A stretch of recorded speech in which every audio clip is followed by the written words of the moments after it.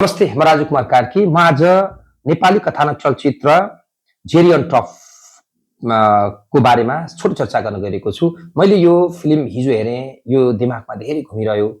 यसमा कलाकारहरू अनमोल केसी जो जेरी राणाको भूमिका निर्वाह गरिरहनु भएको छ, अनि श्रेयाको रूपमा आचल शर्माले, त्यसैगरी पेमाको रूपमा जसिता गुरुङले भूमिका निर्वाह गरेको छ भने सफल बिजनेसम्यान भुवन केसी जो अनमोलका बुवा पनि हुन्, उहाँ चाहिँ सफल बिजनेसम्यानका रूपमा भूमिका निर्वाह गर्नुभएको छ भने केदार घिमिरेले अनमोल केसीका मामाको रूपमा भूमिका निर्वाह गर्नुभएको छ। यो फिल्म यति रमाइलो लाग्यो, सबै पक्षबाट समग्रमा बनाइएको फिल्म जस्तो लाग्यो। कहीँ कतै पनि खोट लगाउने अवसर मैले पाइनँ। मैले मेरो पक्षबाट हेर्दाखेरि तीन तरिकाले तीनटा पक्षबाट हेरेँ मैले। एउटा त्रिकोणात्मक प्रेम कहानी छ।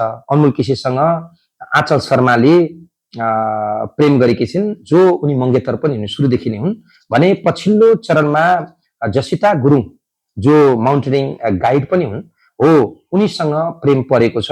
यस अर्थमा त्रिकोणात्मक प्रेम कहानी छ। त्यो त्रिकोणात्मक प्रेम कहानी यस्तो ट्राजिक र रोमान्टिक रूपमा चाहिँ प्रस्तुत गरेको छ, जसले गर्दा अहिलेका युवाहरूलाई यो फिल्म मनपर्छ। दोस्रो पक्ष भनेको नेपालीत्व यो फिल्मले झल्काएको छ।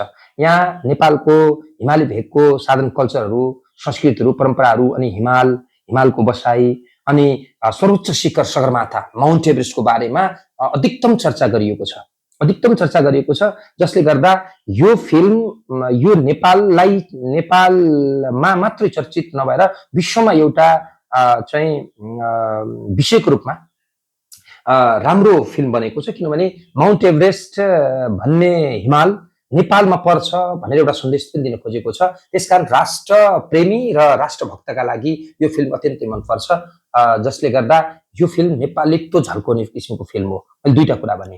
तेस्रो कुरा चाहिँ यहाँ अनमोल केसीको इम्याच्युरिटी टु सेल्फ रियलाइजेसन। सुरुमा इम्याच्युरिटी देखाइएको छ अनमोल केसीलाई, त्यसपछि उसले आफ्ना चुनौतीहरू फेस गर्दै जाँदा उसले सेल्फ रियलाइजेसन गरेको छ, महसुस गरेको छ र म को हुँ, मैले के गर्नुपर्छ, मैले समाज, मेरो परिवार र सबैलाई विश्वास दिलाउनको लागि मैले के गर्नुपर्छ भन्ने कुरामा उनी लागि परेका छन्, जसले गर्दा उनले पछिल्लो चरणमा माउन्ट एभरेस्ट जस्तो अत्यन्तै कठिन यात्रा को तय गरेका छन्।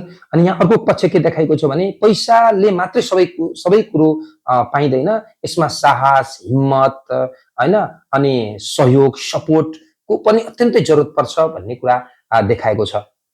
यो कारणले गर्दाखेरि एउटा इम्याच्युरिटी टु म्याच्युरिटीतिर जानका लागि खोज्ने युवावर्गको लागि यो कथा अत्यन्तै एउटा सपोर्टिङ कथाको रूपमा छ। त्यसले गर्दाखेरि पनि यस्ता युवा युवतीहरू यो फिल्म हेर्न जान्छन्।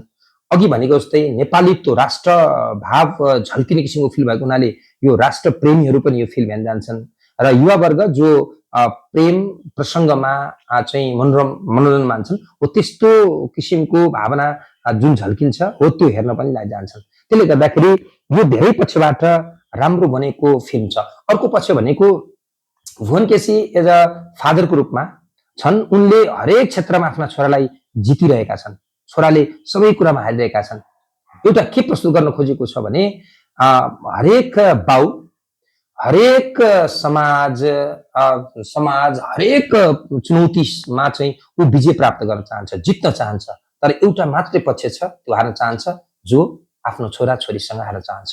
एउटा बाउले आफ्नो छोराछोरीसँग हार्न चाहन्छ, छोराछोरीको जितमा ऊ खुसी हुन्छ।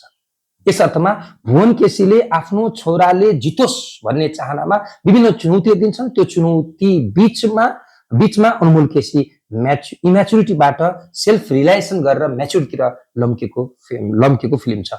यस अर्थमा मैले छोटो रूपमा भन्न पर्दाखेरि यहाँ समग्र रूपमा अत्यन्त राम्रो फिल्म बनेको छ। यहाँ देखाइएको आमाको माया, बुवाको कर्तव्य, मामाको काँध, प्रेमी प्रेमिकाको त्याग पनि देखाइएको छ, बलिदान, त्यसपछि सामिप्यता, र अर्को पक्ष भन्दाखेरि साङ्गीतिक पक्ष भन्दाखेरि अत्यन्त ठिक समयमा नृत्यहरू प्रस्तुत गरिएको छ। गीतहरू पनि अत्यन्त राम्रो छ। अन्त्यमा गाइने गीत त्यसले दर्शक रुँदै हलबाट निक्लिन्छ। यस अर्थमा यो फिल्म मैले फिल्मको प्रमोसन गरिरहेको होइन कि यो फिल्म अत्यन्तै राम्रो छ, कहीँ कतै पनि खोट लगाउने ठाउँ मैले पाइनँ। त्यसकारण मेरो हिजोदेखि यो दिमागमा चलिरहेको भएर मलाई दुई शब्द यसको बारेमा बोल्न मन लाग्यो। मैले त्यही भएर तपाईँलाई छोटो भिडियो क्लिप मार्फत जानकारी गराएँ। एकचोटि यो फिल्म हेर्दा राम्रो हुन्छ। यो 3-4 पक्षले हेर्दाखेरि त्यसबाट प्राप्ति हुने फाइदा वास्तवमा सराहनीय छ भन्न चाहन्छु। हस्, नमस्ते, धन्यवाद।